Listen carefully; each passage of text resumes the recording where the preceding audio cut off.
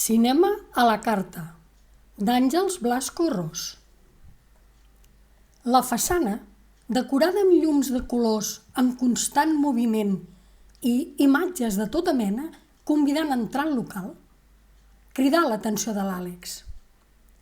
Per tot arreu s'anunciava una experiència multisensorial i engrescadora. Convertiu-vos en protagonistes, deien alguns reclams. Participeu de la història d'una forma vívida i corprenedora, prometien d'altres ofertes. Teniu tots els fons cinematogràfics creats fins ara, assegurava un cartell situat al centre d'aquella manifestació de promeses escandaloses que impedia allunyar la mirada del mur provocador. S'aturà a pocs metres de l'entrada. Guaitar com una persona rere l'altra, accedia al local, de forma individual o en grups, petits i grans, entre rialles, converses sorolloses i una excitació que es contagiava. Si més no, ell rebé aquells missatges enervants com si anessin adreçats expressament a ell. A la fi es decidí a entrar. La grandiositat del vestíbul l'impressionà i, aclaparat per la llum, la cridòria, la munió de persones que es bellugaven per l'indret i, sobretot, el semicercle de màquines que rebien els visitants, s'arraconà al costat de la porta d'entrada i es limità a observar la frenètica activitat de la concurrència. Molt a prop seu, dues noies, davant una mena d'artefacte semblant a una escurabutxaques enorme, clicaven botons per escollir la pel·lícula en la qual volien immergir-se. Parlaven en veu alta i es referien a una història de dues companyes de feina, avorrides de la seva vida, que fugien en un automòbil a recórrer món. Reien mentre comentaven que els entusiasmaven les transgressions d'aquell parell i frisaven per compartir el final, èpic i bàrbar de les joves. Després d'introduir l'import de la compra, la màquina els escopí una mena de tarja i les dues noies s'allunyaren cap al centre del vestíbul. La porta vidriada estava tancada, però introduïren el producte del dispositiu de selecció i accediren a un passadís que, des de fora, semblava llarg i inacabable. Desaparegueren de la seva vista.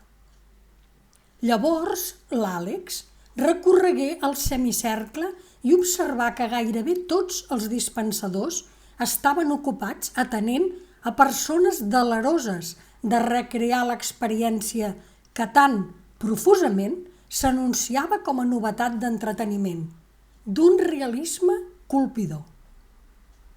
Es fixà en un home adult, encara no vell, que s'apropà a una de les màquines i, amb el mòbil a l'orella, confirmava a un interlocutor invisible que havia escollit una cinta de fa anys on un protagonista madur tenia relacions a París amb una noia molt jove.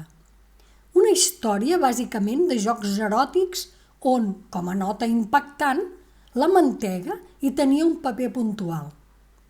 El seu somriure li resultà repulsiu, més encara quan, en apagar el telèfon, es fregà la bragueta amb una grolleria insinuant. Un xivarri adolescent l'obligà a dirigir l'esguard vers un grup de 4 nois, esvalotats i excitats, que demanaven una pel·lícula de pirates fantàstics amb caps i cossos d'animals o similars, discutint per qui en seria el capità de llargs tirabuixons. Un d'ells s'havia adjudicat el protagonisme d'un pirata amb barbes de tentacles i cara de pop. L'altre volia ser el ferrer, amic de la noia, i el quart reclamava ser el Kraken per acabar amb tots ells. L'Àlex el seguí fins que, enmig d'empentes, manoteigs i increpacions engrescadores, entraven al passadís i els perdé de vista. Desconcertat per la fusió de les reaccions, contemplà una dona de mitjana edat, d'aspecte melancòlic i moviments pausats que, encarada el dispensador, teclejava els paràmetres de la seva elecció. S'hi apropà discretament i advertí que havia demanat una història que parlava d'una mare a qui li arrabassaven la filla i l'havia de perseguir fins a un país oriental, de religiositat extrema i diferent. L'argument evocava les renúncies de la mare per recuperar la nena, les humiliacions i els sacrificis per mantenir-se a prop d'ella. Absorbit per aquella imatge desolada, es veia atropellat per un parell d'adults, encara joves, que discutien qui seria l'agent secret, de capacitats inimaginables, protagonista de la cinta que havien escollit. Un, comentaven entre rialles, havia de ser el professor que provocava, amb les seves malifetes, la intervenció de l'especialista. Quan entraven al corredor central, encara no s'havien posat d'acord en qui hauria de ser cadascú. Arribat a aquest punt, el cap li dóna voltes. Les llums que no paren de canviar, el soroll de les màquines, el remoreig de les persones que volen entrar a gaudir d'aquell nou invent, tot plegat el destarota. En aquest estat precol·lapse, sent una veu que, amb un to moderat, se li adreça sol·lícita. «Perdoni, el puc ajudar?» Es gira i contempla un robot d'aspecte amorf, però d'ulls liles i boca somrient, que li arriba gairebé a les espatlles i el mira expectant. No sap què dir i escup el primer que li ve al cap. «M'agradaria saber com funciona aquest establiment. No acabo d'entendre també on va parar aquest passadís central». L'enginy respon d'immediat, encara que sense pressa. El funcionament és senzill. Les persones interessades s'apropen als dispensadors. Poden teclejar allò que desitgen o bé expressar oralment la selecció. La màquina s'ocupa de mostrar-los allò que ha trobat i que s'ajusta a les preferències dels espectadors. Un cop escollida la pel·lícula, reben una targeta amb la que poden accedir a l'interior de l'establiment per visionar la cinta seleccionada, ja sigui individualment o en grup. Sempre hauran d'emprar la targeta per als diferents passos fins a arribar a la projecció. L'Àlex assenteix i rumia. I el passadís central? L'autòmat prossegueix. És un distribuïdor. Porta els visitants a les respectives cabines on podran especificar el personatge o personatges que volen representar a través de la situació física en els seients del receptacle. Allà podran veure la projecció escollida i experimentar el fenomen multisensorial que és la primícia i novetat d'aquest establiment. L'Àlex està molt interessat en aquella explicació. No sabia que es tractava de cabines privades i, com se sap, quina és la de cadascú. Les màquines adjudiquen les cabines a mesura que reben demandes dels usuaris. I això del fenomen multisensorial, què vol dir realment?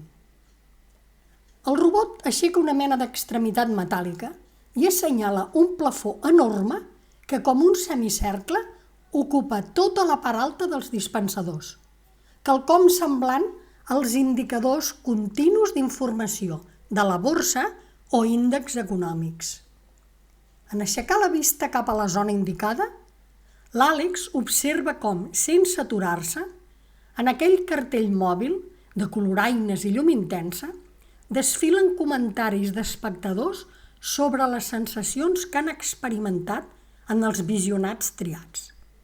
Relaten des de la més profunda desesperació, amb plors i crits, fins l'exacerbació fantàstica d'impulsos primitius, passant per l'horror més punyent davant situacions cruels. Descriuen el dolor corporal quasi real sentit en patir tortures i la gratificació d'escenes tendres o romàntiques. Expressen la sorpresa en sentir-se veritables herois d'aventures indescriptibles o pertorbats de cervell en arguments psicosensitius de personatges maníacs o defenestrats. Fins n'hi ha que parlen de sentir fred o calor, de flairar l'ambient de l'escenografia o la ferum de la sang en històries terrorífiques. Està impressionat. L'Àlex està impressionat.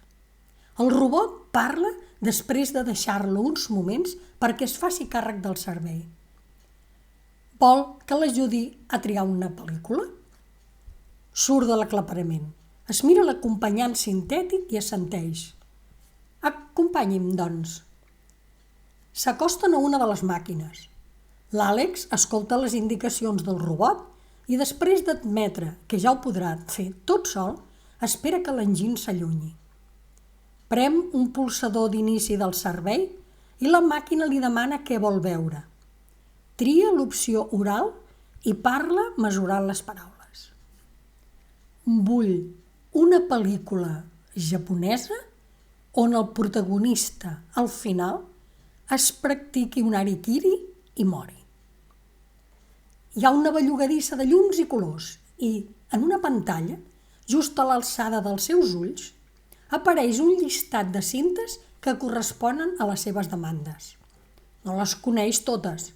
En tria una que li és familiar i n'està segur del final. El dispensador li reclama l'import de l'entrada. Ell passa la pantalla del seu mòbil per una finestreta il·luminada i procedeix al pagament. Després d'una mena d'esbufegar cansat de l'aparell, rep la targeta per accedir a l'interior.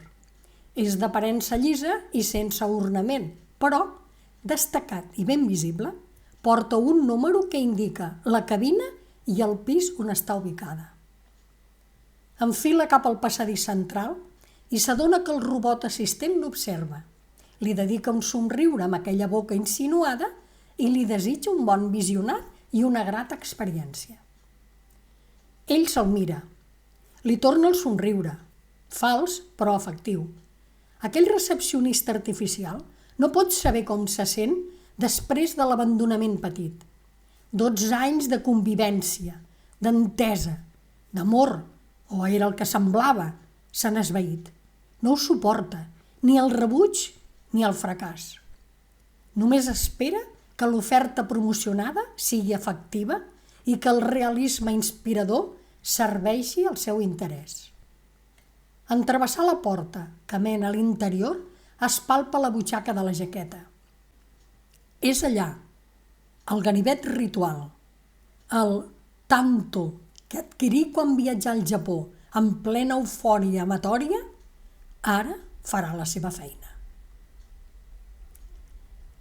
Heu escoltat Cinema a la carta d'Àngels Blasco Ros.